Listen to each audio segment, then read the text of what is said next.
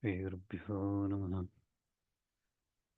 ॐ प्रदण्डमहाकाय सूर्यकोटिसमप्रभा निर्विघ्नं कुरु मे देव सर्वकार्येषु सर्वदा। गुरुर्ब्रह्मा गुरुर्विष्णु गुरुर्देवो महेश्वरः गुरुः साक्षात् परं ब्रह्म तस्मै श्रीगुरवे नमः। गुरवे सर्वलोकानां विषये गुरोगणां सर्वविद्यानां श्रीदक्षिणामूर्तये नमः। व्यासम् अष्टनप्तारं शक्ते पौत्रमकल्मषं पराशरात्मं वन्दे जगदातं तपोनिधिम्। नारायणं नमस्कृत्य नरं चैव नरोत्तमं देवीं सरस्वतीं व्यासं ततो जयमुदीरयेत्। मूकं करोति वाचालं पङ्गुं लङ्घयते गिरिं यत्कृपातमहं वन्दे परमानन्दमाधवं। नारायणपरो व्यक्तादण्डमव्यक्तसम्भवमण्डस्यान्तस्तु मे लोकाः सप्तद्वीपा च मेदिनी। पार्थाय प्रतिबोधितां भगवता नारायणे स्वयं व्यासेन कृतं पुराणमुनिनां मध्ये महाभारतम् अद्वैतामृतवर्षिणीं भगवतीमष्टादशाध्यायीं बत्वामरसन्दतां भगवद्गीते भवेद्वेषिणी श्रुतिस्मृतिपुराणानाम् आलयं करुणालयं नमामि भगवत्पादं शङ्करं लोकशङ्करम् अवतीर्णश्च कालट्यां केदारेन्तरतश्चेह चतुष्पीठप्रतिष्ठादयदा शङ्करो गुरुः. So we were previously looking at started looking at Shloka 21 of Karma Yoga, Yadyada Charati Shrestha, this Shloka. Before we go there, in the previous Shloka, in the 20th Shloka, we looked at Karmana Ivahi Samsiddhi Vastita Janakadaya Loka Sangrame Vapi Sampashan Kartumarrati.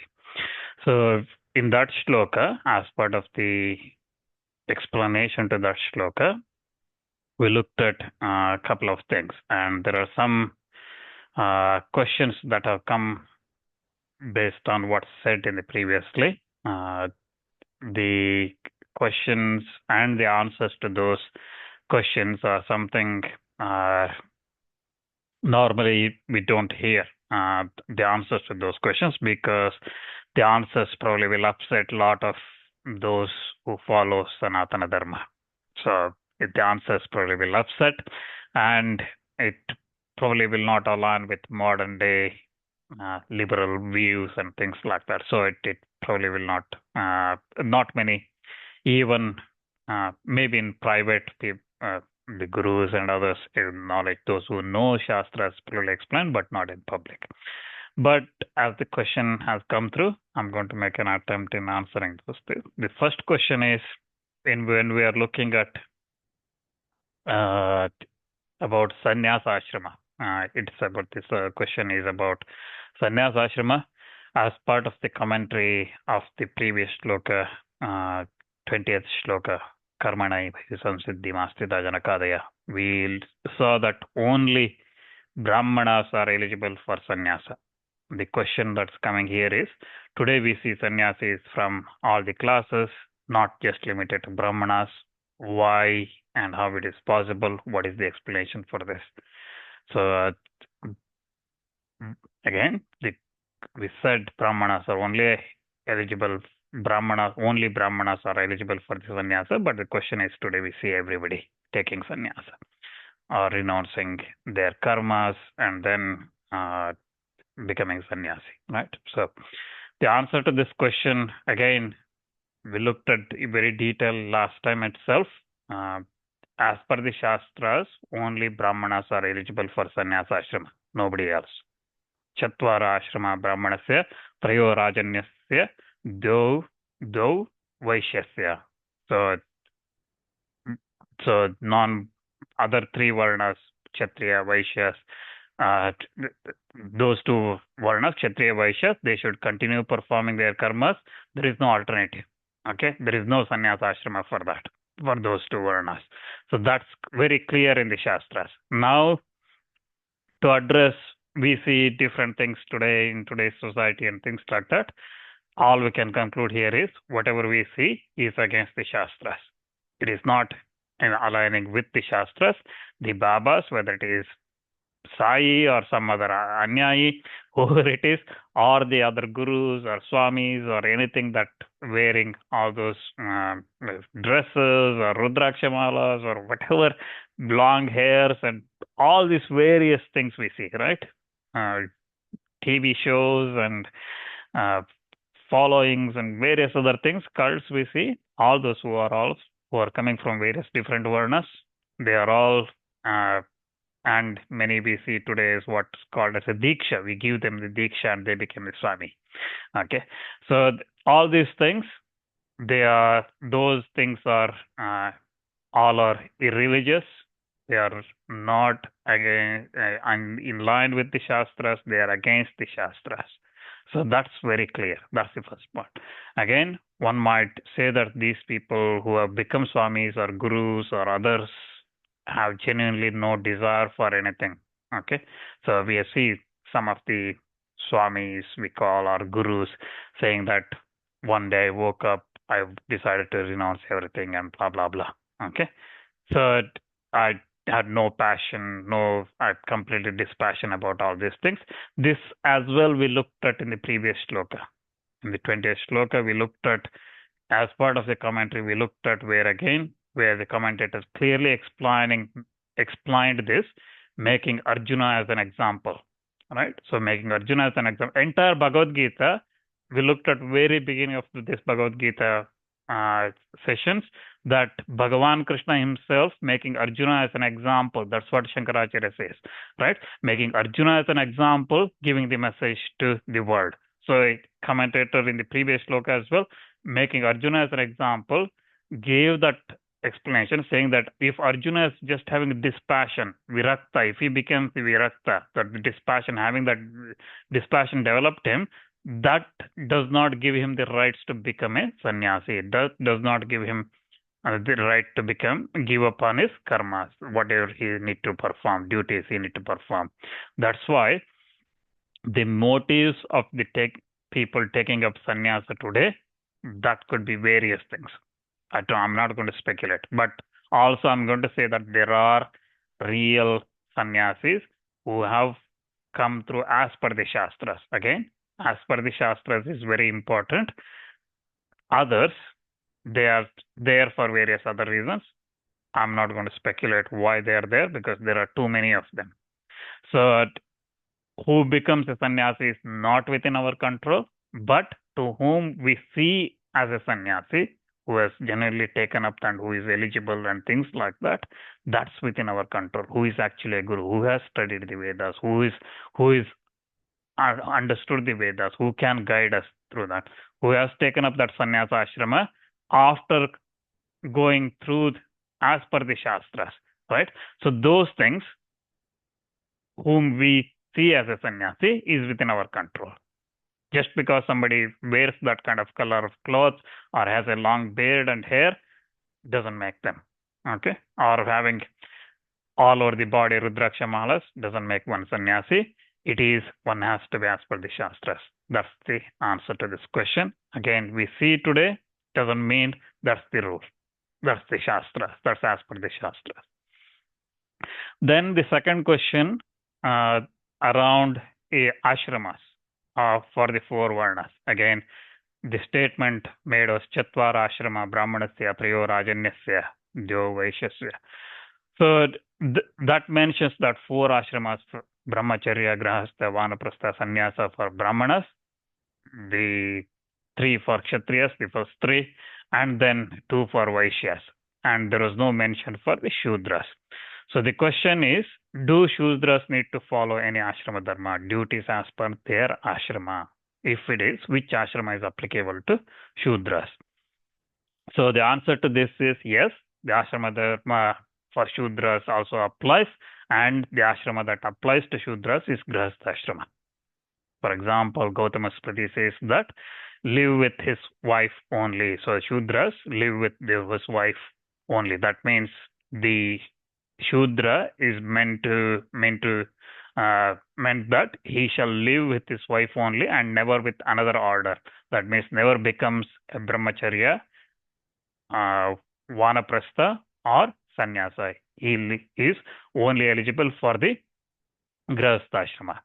And also, same thing is confirmed in the Vamana Purana as well, where it clearly says that 4 stages have been spoken of for the Brahmanas.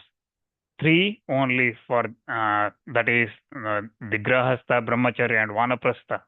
Sorry, brahmacharya, grahastha, vanaprastha in that order for kshatriyas, and 2 for vaishyas. Those 2 are grahastha and vanaprastha, and 1 for shudras. Grahastha is the one for shudras, and that's the question mentioned in the Vamana Purana. So the answer to the question whether shudras have any ashrama dharma to follow, yes, the grahastha ashrama applies to them.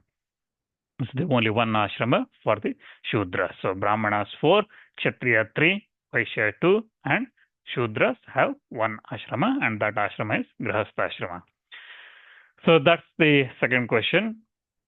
And related to this, there is a question. The question is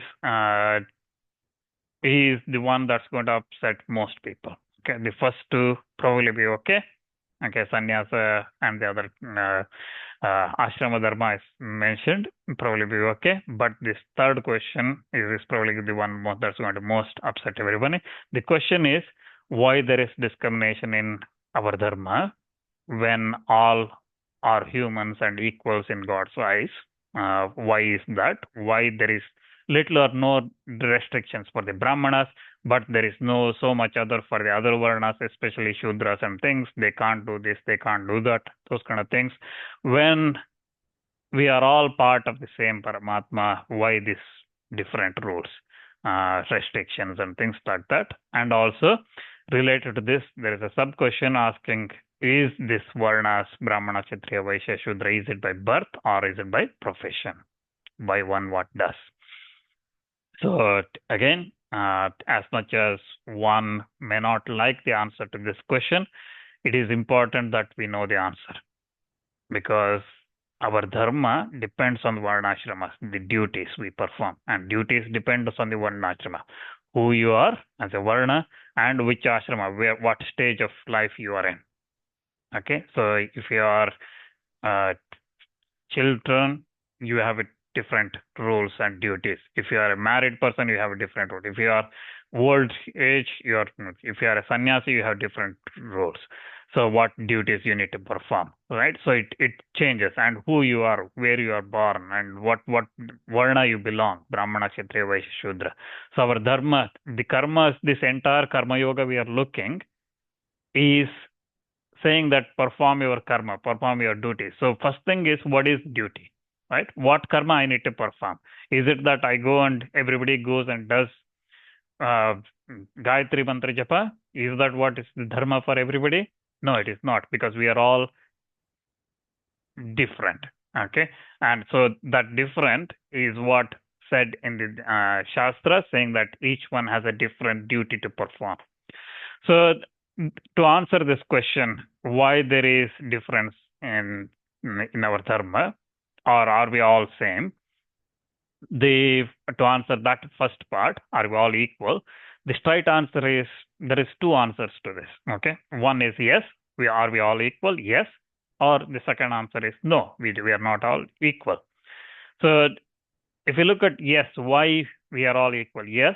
So that yes comes in the eyes of a jnani, the one who has realized, who has that attained that Atma Jnana, who has the complete knowledge of that Paramatma, reached that stage. Such a person, he sees everything everywhere as Paramatma. Same thing he sees in himself, he sees in everybody else as well. So that's yes. So equal everything. So this is what Bhagavad Gita also says. We come to this shloka a little bit later. So where Bhagavan says that Vidya Vinaya Sampanne Brahmane Gavihastani Shuni Chaiva Shvapake Cha Pandita Samadarshina. So the meaning is the truly learned, the Pandita, the truly learned person, the one who has that jnana, attained that knowledge, in his eyes, with the eyes of that divine knowledge, he sees with equal vision a Brahmin. He sees a Brahmana equal to a cow. He sees the Brahmana equal to a cow, an elephant, a dog, and a dog eater. That's what the shloka says, Bhagavad Gita shloka. So the jnani sees everything. He sees everywhere. He sees sarvoham, sarvoham, sarvoham. He sees everything is me, everything, I am everything, right? So he sees that's the state he is in, and there is no difference for him. And this is what we see in Shankaracharya's life story as well. When he goes to Kashi, he does pranama namaskara to a Chandala because he sees Shiva him in that Chandala, right? So that's what we see. So this is in the Jnani's eyes, everybody is equal. Okay, today we hear that. Today we hear everybody saying we are all equal, but those people who are saying, they are not seeing that. Okay, if the person who sees everybody as equal, then that such a person saying we are all equal is right. There is no argument about that. But the person who has not attained that viveka, that discrimination ability, that knowledge, if such a person like me and you and everybody, majority, us say that we are all equal, that is not right. That is the second answer to this question, are we all equal? Where in the case of the ajna, the unrealized person who is covered by this avidya, okay, for him, everybody is different. Everything is different. Learned Brahmana is different, an elephant to a dog eater. Okay, if we go by that Gita Shloka. Today, we say that we are all equal in only in words, but we don't actually say it in the same realization as a jnani says, that Pandita who has attained that knowledge says. We do not say that when we say we are all equal. Okay, we say we are all equal, we are all humans. Okay, but when we say equal in our Shastras, that Samadarshina, in that shloka, what it means is not just in humans, a dog or dog eater or an elephant or a cow or every creature, everything we see Paramatma in that. That's the equality. What our Shastra says one should attain. So we may show little compassion towards some, okay, but that's not same as seeing Paramatma in everything. Paramatma, seeing Paramatma and you, me, and everywhere and everything. So ultimate goal of our dharma is moksha, and that is attained through removal of this avidya and attainment of that atmajnana, and that is achieved through many births. We looked at this again, many births and hundreds and thousands of them. Each birth is a result of the karmas of the previous birth, right? Moksha is nothing but ending this cycle of birth and death, and that cycle is known as samsara. That's what we've been looking in this Gita Shastra, right? So ending of that cycle of birth and death. Now, where one is born, this jiva, where this jiva takes enters the sharira form, where it is born, where one gets life, how one gets, all this is predetermined. That means based on the prarabdha karma. That's what we call prarabdha karma, right? So whatever that karma we have achieved, attained, performed in the previous lives, that's what determines whether one is born as a worm or a cow or a dog or a human being or a inhuman being, or in the cow, whether that's born in the, every animal or a human being or a creature, there are different classes, right? So dog, we might be saying that a dog that's born in a go to poorer countries, dogs live on the streets, but in a richer countries, dogs sleep on the bed of the owner, right? So dogs also have different levels where they get born and what luxury they enjoy in their life, right? So some dogs, they run over by car and one leg broken, they'll walk in the three legs, right? So some, they have good life. So like this, so even human beings, okay, the house, the parents, the wealth, happiness, health, sorrows, whatever that comes, it's all different. Why it is different? It all depends on the prarabdha karma. The two children in the same household, they are not same. We say we are all equal, they are not same. When it is like that, how can there be equality? We can say that everybody is same. When we have, see in that angle, when we have not realized, again, this is talking about in the angle of an unrealized person, okay?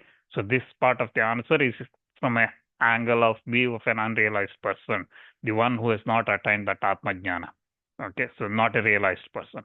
So when all the creatures are that Paramatma, why some are born as animals, why some are born as humans, why some in rich families, some in poor families, some with good health, some with bad health, some with having everything going well for them in life, some having a lot of trouble throughout their life, even if they are good and all this kind of thing. Why is that? Because of prarabdha karma. Hence, if one is born among as humans, as a brahmana or a kshatriya or vaishya, shudra, whatever it is due to the prarabdha karma, which we cannot change.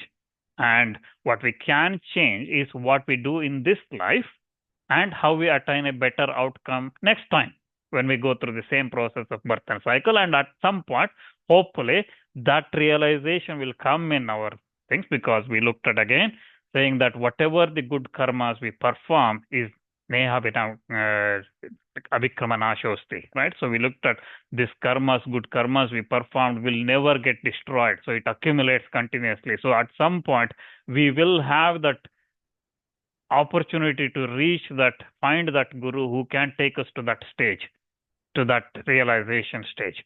So we will have that. So that's what the Shastra says. So this process is continuously towards that moksha. Again, in the case of someone born as a Brahmana, it is not same for all and for all some, right? Some may get a birth in well-learned families. So even if you say Brahmana's family, he is born as a Brahmana, right? Not all Brahmanas same. Some are born in a wretched Brahmana's family. Some are born in a very learned family where they always do all their duties as per the Shastras. So there is variations as well. So just being born in the Brahmana family doesn't make one anything different, as long as one continues to perform their duties. That's the important thing. The birth and the outcomes of our actions is not in our control. So how we are born, where we are born, and those things are not in control. The outcome of our actions is also not in our control. The actions are in our control, right? What we perform, what we do is in our control. That's why whether one is born as a Brahmana or a Shudra, it is a stage in the journey to the moksha. And I keep saying that moksha, let's say it is a 10-step, right? Climbing up that ladder. So if Brahmana may be in step 3, while Shudra, somebody is taking birth at that jiva, is probably in step 1. So it's someone simply getting birth in a human form, maybe in the very early steps. So it varies, okay? So, or maybe ground level. So if it is like that, so these steps are just, again, illustration only. And I'm not saying that moksha is a 10-step process, okay? But the message here is, one has taken birth in a varna. The dharma, the duties of the varna is what one should follow. That is what we looked at in this Shloka, 20th Shloka, where Acharya clearly explains that Arjuna, being born as a Kshatriya, he should follow his duty because it is his prarabdha. Because it is his prarabdha. He is born as a Kshatriya because it is the prarabdha. And as part of that prarabdha, he should follow. And then Upanishad, Chandogya Upanishad, for example, says the same thing. So those who conduct has been good here will shortly get birth, such as a Brahmana, a Kshatriya, or a Vaishya. But those whose conduct has been evil will be born in the evil births, such as a birth of a dog or as a Chandala. So that's what Chandogya Upanishad. So your birth depends on what one has conducted himself in many, many births before, right? So the same hierarchy, again, we look at the hierarchy or Brahmana, Kshatriya, how one advances in that journey towards moksha, right? So if I call that hierarchy, class system, whatever we want to call it, right? The varna, what we call simply here is varnas. That similar thing applies in our day-to-day basis everywhere.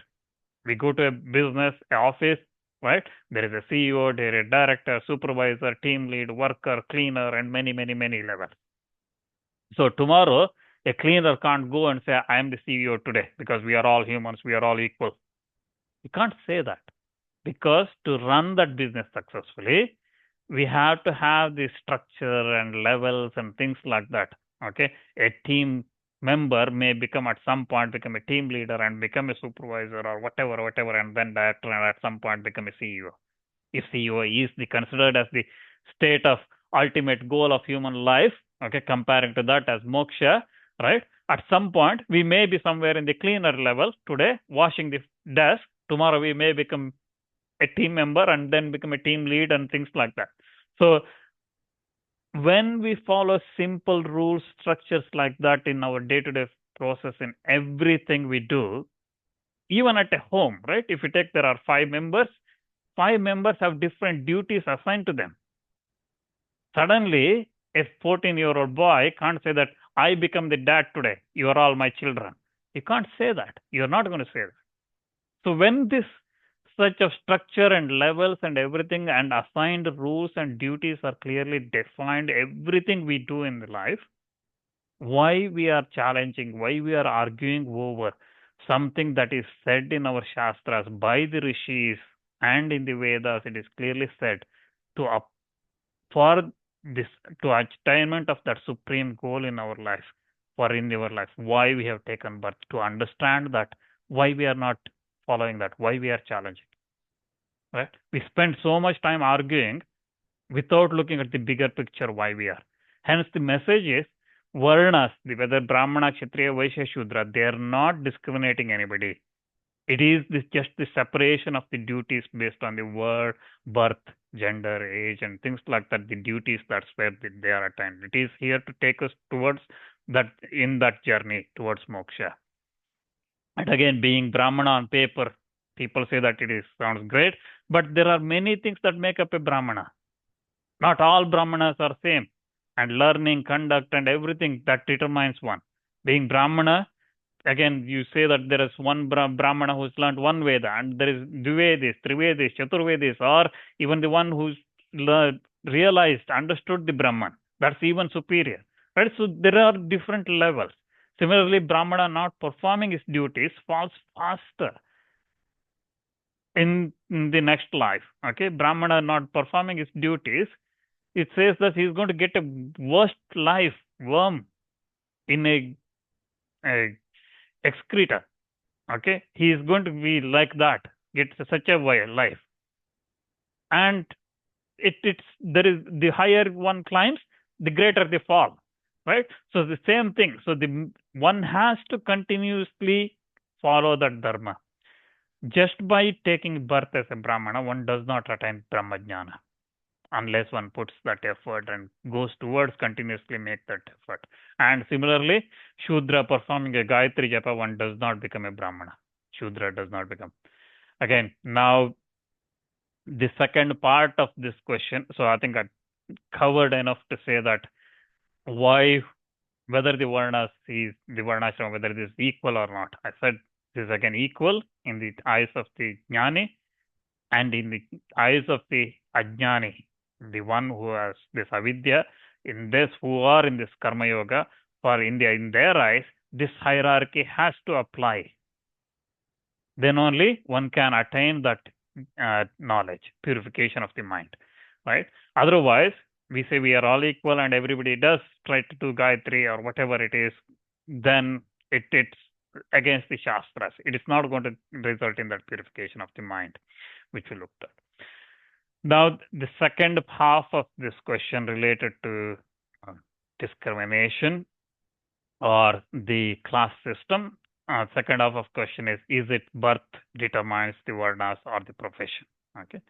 So this is again another great question, and there are various arguments over it. Even for those who are to some extent study the Shastras, there is a lot of twisting statements that come out. But what we have to remember is, it is very clear, I said this, it is very clear that the varnas and ashramas is what defines the duties for those who are in the karma yoga. Okay, so dvenishta maya prokta, that's what Bhagavan said, right? Jnana yoga for the realized ones and those who are purification of the mind, and karma yoga for the yoginam. So for those others, everybody else, who has not realized that, attained that purification of mind, for them it is karma yoga. That's what Bhagavan said. So those who are in that second group, for them it is clear the duties are determined by the varnas and the ashramas. You can call profession that duty as a profession in today's context, but duty is clearly specified in the Shāstras. But what one does and does not determine the varna in the birth, it may in the future birth. Okay, just because I started doing puja in a temple, I will not become a brahmana if I am born as a kshatriya or a vaishya or a shudra. Okay, just because I learned Purusha Sukta, I will not become a brahmana. Similarly, a brahmana doing another job does not make him a kshatriya or a vaishya or others. If one is born as a kshatriya, he is a kshatriya for a life. There is no other way. This is again, Shastras clearly says this. Anushasana, for example, in Mahabharata says clearly that even a brahmana that is destitute of knowledge is devata, is equal to devata, and is high instrument for cleansing the others. So, and also the same Anushasana Parma says that brahmana by birth alone becomes an object of adoration to all the creatures. And also the same Parva in Mahabharata says the kshatriya of even great persons, he boasts brahmana children that are still in mother's wombs. So all this is saying that even what one does, conduct how one conducts, that irrelevant. They are still adorable. They are still equal to devatas and things like that. Okay, kshatriya of great merit, he is doing following, he is doing a lot of sacrifices and things like that. Still boasts to a brahmana who is still in the womb of his mother.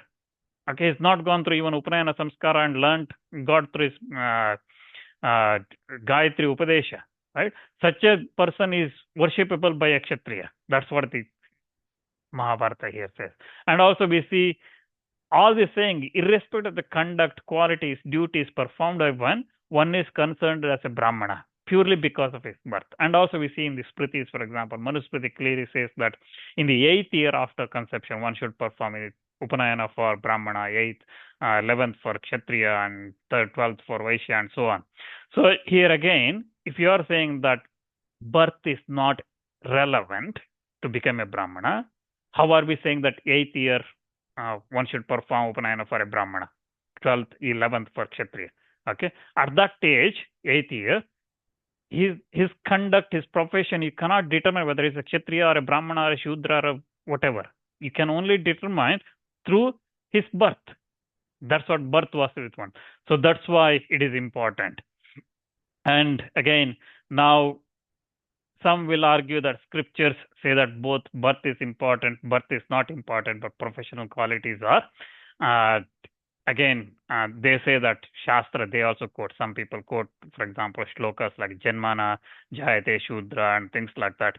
And there are also many say that Vishwamitra was born as a Kshatriya and he became a Brahmana in the same birth. And also they quote Yudhishthira's response, for example, in the Vanaparva, in response to Yaksha, where Yaksha asks that by what, whether it is by birth or behavior or study or learning, a person become a Brahmana. And to that Yudhishthira answers that it is neither birth nor study nor learning. It is the cause that is the cause of the Brahmanhood. Without doubt, it is the behavior that constitutes. Okay, if one's behavior should be always well guarded, especially by a Brahmana. That's what Yudhishthira says. So people quote these kind of things to say that birth is not important. Again, from the outset, all this looks like a very good valid argument. Let's take the first example, Janmana Jayate Shudra. That's quoted. That means all are born as Shudras. Okay. So now the statement clearly says that on its own, it clearly says that everybody is Shudra. But that shloka, that statement is coming in the Puranas while it is explaining about the samskaras, what one has to go through as a samskaras in their life. So the entire shloka is not just saying that Janmana Jayate Shudra, samskara dvija uchyate. So by samskaras, one becomes a dvija. So that means by Upanayana and all the other samskaras one goes through, they become Dvija through that. So if you just take a half of the shloka or a quarter of the shloka, it gives a completely different meaning without any context. Then the second thing people mention is Vishwamitra, right? So Vishwamitra, again, there is a huge story about how Vishwamitra's story, and that's why he became a Brahmana is determined, that is through the prarabdha, and we know the stories many times. We heard about Vishwamitra and Parashurama, the births. So there is also clear references saying that one born in other varna cannot become a Brahmana or things like that. For example, Matanga tried to become a Brahmana, and we see that story in Mahabharata. And Sri Rama in Valmiki Ramayana, we see that in the Uttarakhanda, where Rama goes and kills a Shudra who is doing tapasya or Shambhuka. He was killed by Rama because he was doing tapasya and trying to live like a Brahmana's life. So it is not possible. It is not all. And then the last thing is Yudhishthira's statement, right? Yudhishthira again there implying or explaining the conduct and behavior importance for a Brahmana. He was not just talking about the birth and the importance of birth. He was while giving importance to that conduct of a Brahmana, what Yudhishthira says that again, the second half of the statement is normally ignored in this instance, where Yudhishthira clearly says one's behavior should always be well guarded, especially a Brahmana. Okay, so that's why to stress that point that behavior of a Brahmana is important, Yudhishthira says that nothing else is important for a Brahmana. Whether it is birth or what his learning or anything is important, his behavior is important, because Yudhishthira was stressing on that. This is like Krishna saying Karma Yoga is superior to Jnana Yoga. In the next chapter we see this. Okay, where Krishna says Karma Yoga is superior to Jnana Yoga, simply to highlight the importance of the Karma Yoga for people like Arjuna, people like us. So that's why Krishna says that Karma Yoga is superior. But he is not saying that actually Karma Yoga is superior, because we already looked at many times that Jnana Yoga is the one that is the moksha, right? So to prize something, you have to compare it to something even superior. Okay, so that's what Yudhishthira is doing, saying that behavior in Brahmana's case is important. So to conclude this statement, birth is very important. Varnas in this life, birth determines the varnas. Not one does, birth determines. What one does determines what happens in the future births. So whether Brahmana continues to be born in a Brahmana family or becomes a worm or a Shudra or whatever, Chandala, it depends. And similarly, Shudra in this birth born, next one becomes a Kshatriya, Vaishya or a Brahmana, depends on his conduct in this birth. So those who are unrealized, for them, again, this Karma Yoga, this is very important. Duties are assigned based on that. So with that, that's the answer to the questions. And just to go back to our regular discussion, the shloka we were looking at, Yadyadacharti Shreshtas Taddat Deve Taro Janaha Ya Sa Yat Pramanam Kurute Lokas Tadanuvartade. So whatever the superior person does, another person does the very thing. Whatever he upholds as an authority, an ordinary person follows that. So that's this shloka, 21st shloka. We are almost coming to end. So time today, so we will look at this shloka in detail next time. Today went spent more of time in answering the question that has come based on the previous shlokas. We'll look at that next time.